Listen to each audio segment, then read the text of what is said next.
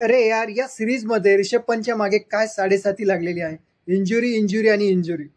Third टेस्टमध्ये सुद्धा, जी third taste होती त्याच्यामध्ये सुद्धा रिषभ पंतच्या बोटाला इंजुरी झाली होती आणि त्याच्यामुळे तो विकेट किपिंग आणि करू शकला नव्हता, फिल्डिंग करू शकला नव्हता.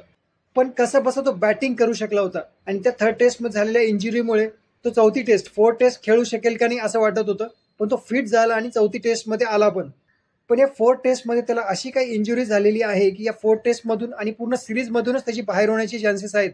फोर्थ टेस्टमध्ये बॅटिंग करत असताना ख्रिस वोक्सच्या एका बॉलवर तो शॉट मारायला गेला, पण शॉट लागला नाही आणि तो बॉल त्याच्या पायावर येऊन लागला.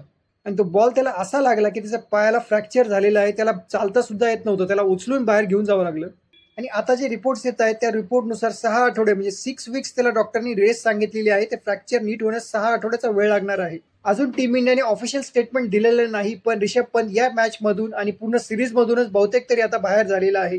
टीम इंडियासाठी हा मोठा धक्का आहे, कारण ध्रुव जुरेल त्याच्या जागी विकेट किपिंग करू शकतो, पण बॅटिंग तो करू शकणार नाही. त्याच्यामुळे टीम इंडियाकडे आता फक्त 10 जणांचेच बॅटिंग असणार आहे.